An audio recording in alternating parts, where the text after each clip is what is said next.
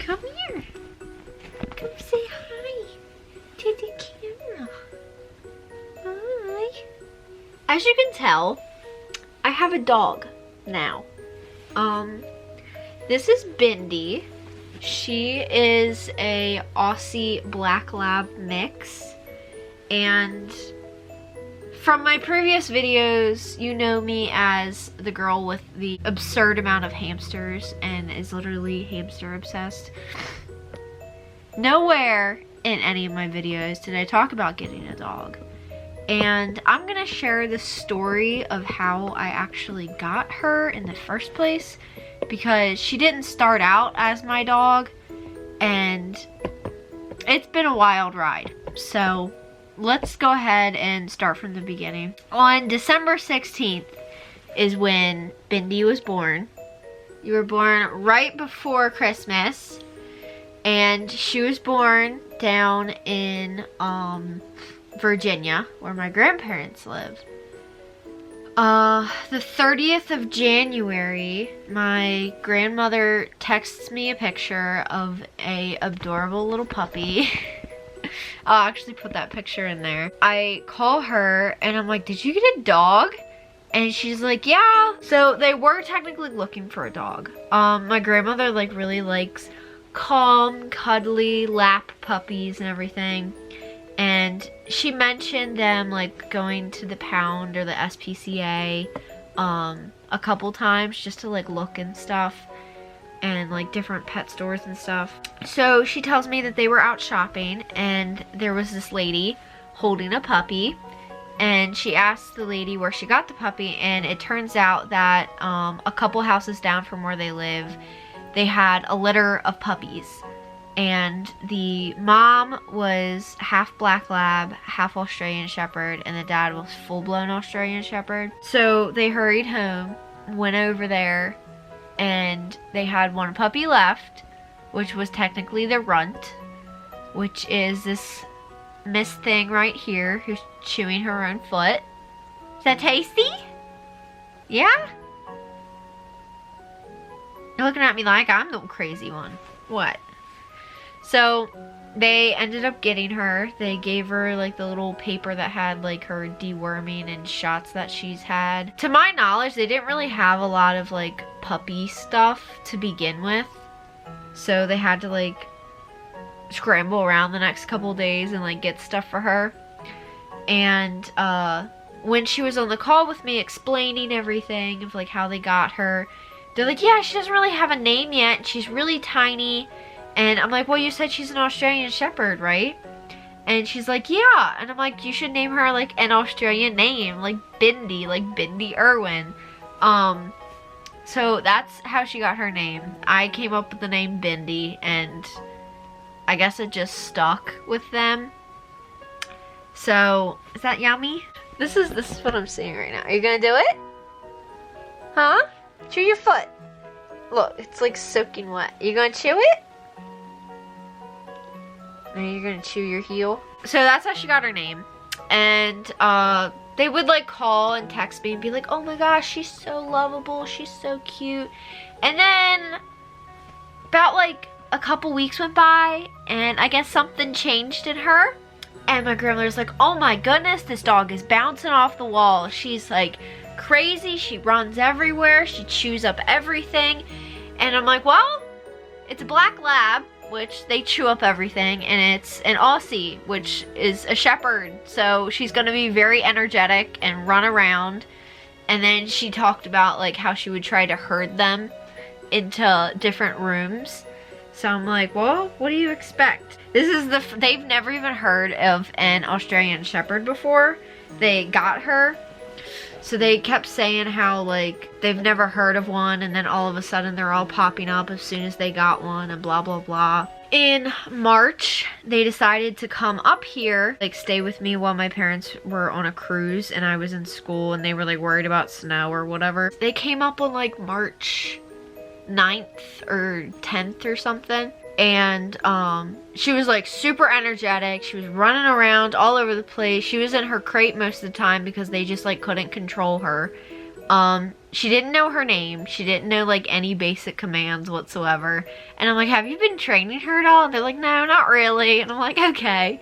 So I like decided to like help them out and like try and like at least teach her the basics so she wouldn't be like running outside when you open the door, and like you could tell her the SIT and all that stuff, and obviously teach her name.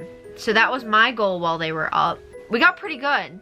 I taught her SIT and she learned that really fast, so that's good. I'm gonna show you guys what I've taught her so well. Sit. Good girl. Down. Come on. Good girl. Yes. Sit. Stay.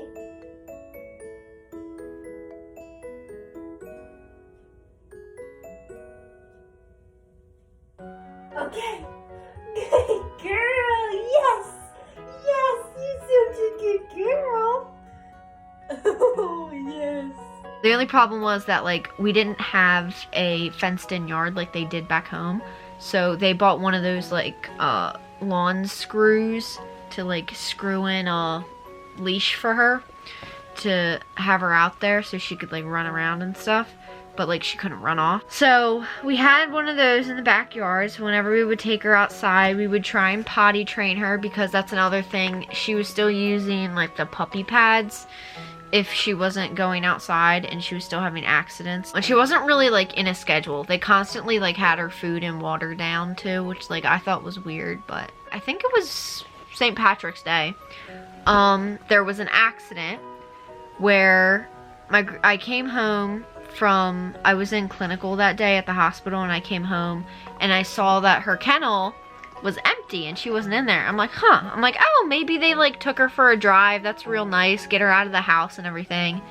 And I'm like doing homework, and then they come home, they're holding her, and she has a cast on her leg. And I'm like, oh God. She's like, yeah. My grandmother's like, guess where we've been all morning? So apparently they went to the emergency vet, because my grandmother put her outside on the leash and left her out there. And usually, like, we don't leave her out there because she has like a panic attack when she's alone outside. So she put her on the leash and she stood in the mudroom, and she said that she was watching her and that she must have like landed wrong or hit the grill. But like, I looked and there's no way that she could have hit the grill, because what's it called? There was like 2 feet from the grill to where her leash was. So there's no way she could have hit her leg on the grill. So I'm guessing that she just landed wrong, and she ended up getting, high five? Good job. She ended up getting a tibial fracture on her back leg.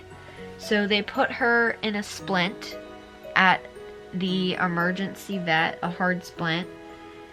And they had to get x-rays and everything. So they gave her an anti-inflammatory, an NSAID, a big painkiller if needed. And then they also gave her a sedative because of how hyper she is. They didn't want her like exacerbating that injury.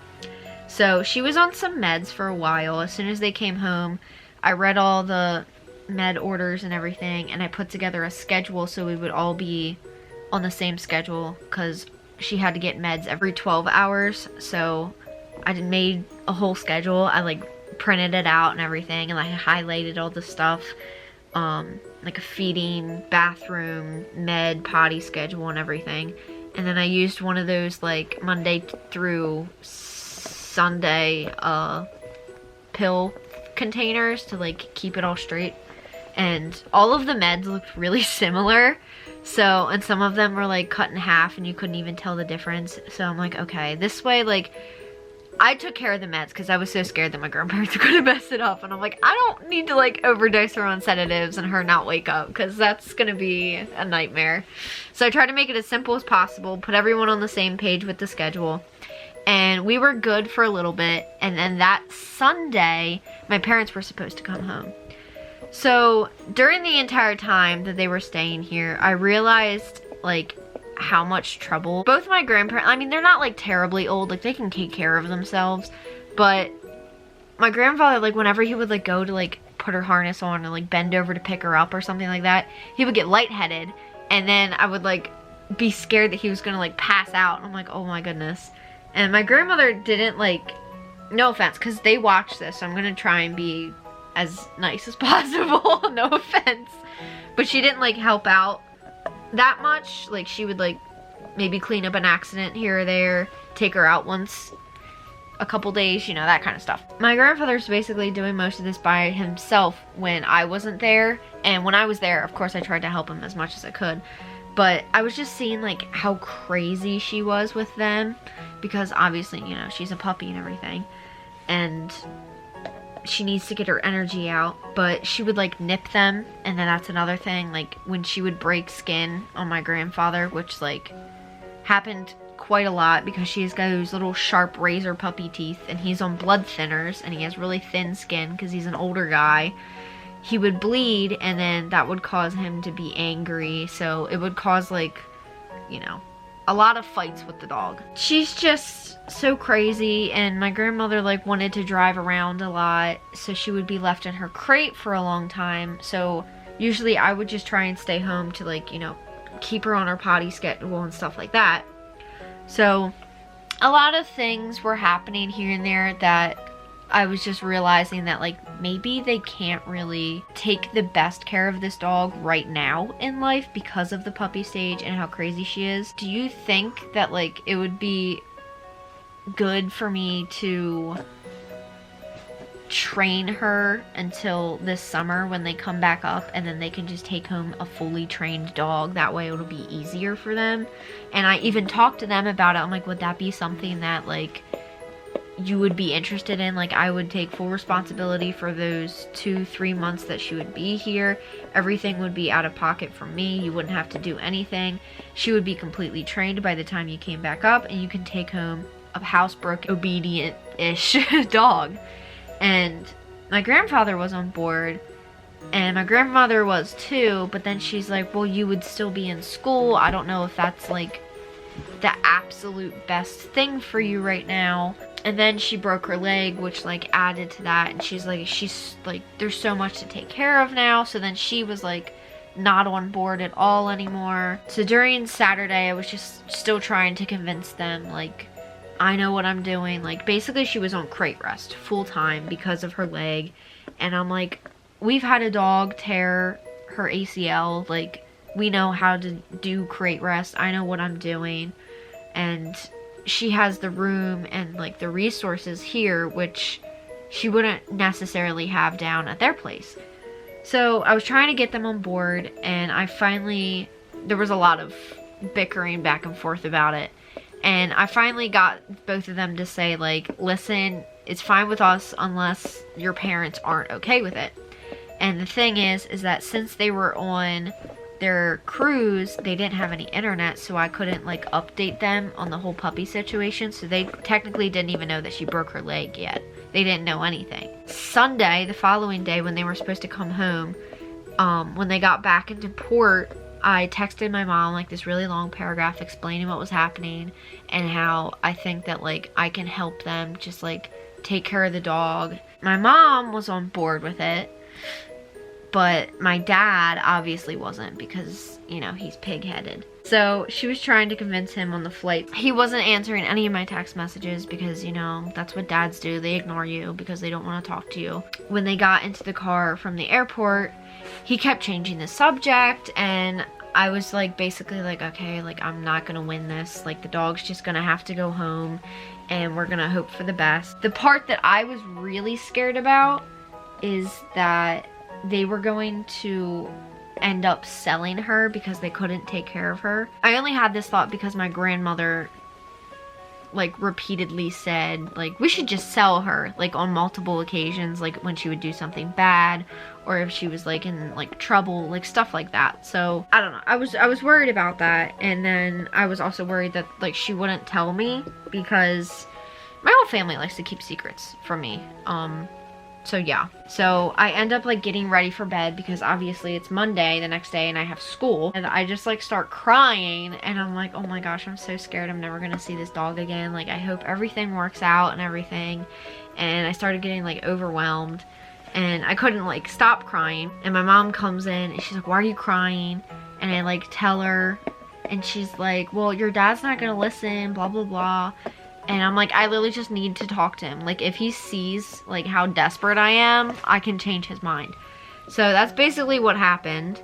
I cried to him and explained and basically begged him to let her stay here and everything. And let me take care of her. That night, he finally agreed.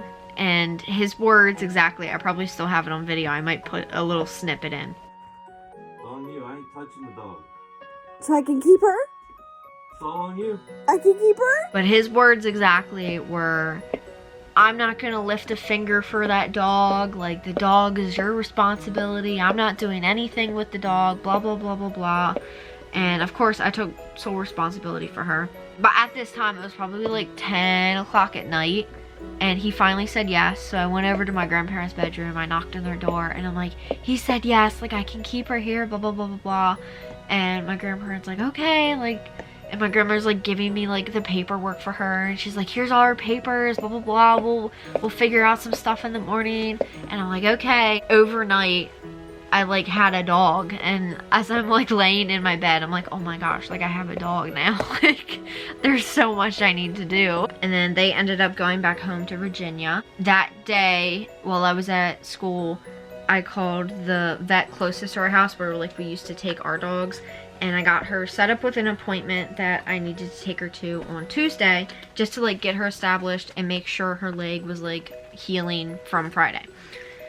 So Tuesday comes around, I take her to the vet. Luckily, my dear friend Jen, most of you know Jen, she's in a couple of my videos, she was there to help me. She like basically held her in the car so she wouldn't freak out and everything. He was looking at her records and he's like, yeah, like she's definitely not up to date on any of her vaccines. So he's like, you're probably gonna be here for the next like month straight, every single week, just like getting vaccines and stuff done. And I'm like, okay, like, that's totally fine with me. Like, we'll do everything. And he's like, I also need a poop sample from her because she's, like, been dewormed, like, 4 times at that time. And he's like, based on the amount of times that she's been dewormed, she probably needs it again. So we need a poop sample just to, like, make sure. And I'm like, okay, sounds good. She gets some shots and then they look at her leg and they say like basically that she has a tendon contracture, which is basically the, let me see if I can show you. So you know a dog's back leg? She's all black so you can't really see. But they have like a tendon that runs in the back of their leg, like right at the curved part, right? It was like really, really tight, and her leg didn't have that like natural bend. It was like super duper straight. And I'm like, well, what do we do? And he's like, it's probably because the splint that they made, or they put on her leg, was like actually made for her, and it wasn't like a, like every dog splint, like a normal one that like you can just like buy that has like the pre-molded shape. It was too straight, so it ended up stretching out that tendon, and it had a little bit atrophy, and it kind of like was stuck in place. So her foot didn't have that natural bend. It was just straight basically, and her foot pointed downward. We go home, I get the poop sample, I run it back over, and then the next day I get a call on my way home, and they're like, her poop sample came back and she has hookworm, so we have some medicine saved up at the front desk, come and get it. So I ran to the vet, got the medicine, gave her the medicine, and then I had to run to the hospital to get my patients. Next week happens, and on Thursday while I'm at the hospital, as I'm leaving, I look at my phone and I get one of those text messages from the vet, and it's like, you have an appointment tomorrow at blah blah blah time. And I'm like, I don't remember making an appointment for Friday morning when I was at the vet. I was looking at my voicemails, and he called me at 1 a.m. Bindy's vet, and I'm calling to let you know that I was talking to a specialist about Bindy's tendon, and I want to do some more x-rays.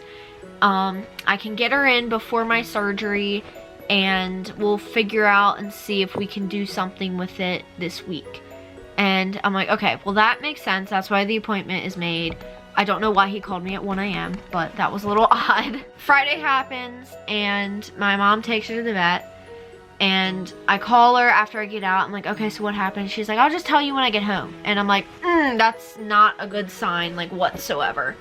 So, can you get your butt out of the camera, please? So, I come home, and she's out of her hard cast. Hard splint. And she's actually in a soft splint. And I'm like, oh, okay, upgrade. We're doing good. They took x-rays. They said that, like, everything is healing good. The bone is almost totally healed except for a part, like, almost to her foot, like, almost at her ankle, basically. And that they were supposed to put her in the soft cast and we're supposed to do physical therapy with her. So, basically, this is, like, her back paw. This is how the shape of it was. It's supposed to be like this, and then, like, this is supposed to be rounded. So her foot was like this. So basically what we had to do was take her foot and just go up like this a little bit each day. She was still on crate rest. Following week, I go back for her last shots and everything. And while we're there, they're like, yeah, we're just gonna like take another x-ray of her and make sure like the bone's healed. And maybe, maybe you, oh yeah, just show them your butthole. That's real nice and classy. We got a classy person here. Classy puppy. They're like, maybe she can get out of the splint. And I'm like, okay, sounds good. So she had her last shots. So she's all up to date. She graduated. And then they took a x-ray of her foot. And basically her bone looked like it was never even broken. Like they had a really hard time trying to find the fracture. So that's really good. And they're like, yeah, we can take her splint off now. She's off of crate rest, but she's not supposed to be like fully functioning, running around like a lunatic, even though she is. Basically have to do therapy, which is, I'll show you what I have to do with her actually. And we take it and we just go up like this. See, it doesn't hurt her. She can basically move it freely now. And her leg is, you know, in the correct spacing. So that's basically everything up to date. She had her first bath, which I did make a video of, and you guys will see eventually. I have to basically release this one first, because if I released giving my puppy a bath without I have a puppy, that would be a little confusing. So you will see that after this one, basically, and boy, did she hate it. She's, you know, experiencing the joys of being a puppy now that she's off of crate rest. And technically she isn't supposed to be like running around, and she's still supposed to be like on a leash, but she's been doing really good. Like I think her moving around outside of the crate as much is definitely helping her tendon. Hold on, this is really cute. What you doing? You like your armpit scratched? Is it itchy? If you ever want to calm her down, scratch your armpits or scratch your chest. Say, that's my weakness. She turned 4 months old, like, a couple days ago, 2 days ago. And she's almost potty trained. Like, we do have the sporadic accidents. But I've been using, like, those bells, or not the bells, the buttons that say, like, outside. And we put it, like, by the front door where she usually goes. So she tells us when she needs to go to the bathroom. But yeah, she's sleeping in my bed at night now. She's been doing that for the past 2 days. She likes to sit on my window seat. So I put a pillow in her bed over there, and when my dad is like working outside, she'll basically just like sit and watch him there. But yeah, there'll be lots of other dog videos in the future, especially with her and all the her firsts and stuff. So, but yeah, we have a new family member in the It's Me Beta channel. You want to say goodbye? Oh my god, I'm just trying to pet you. This is how she gets when she has to poop. Do you have to poop? Yeah? Okay, we'll go outside. No eating my stuff. No eating my stuff. Come on, let's go outside.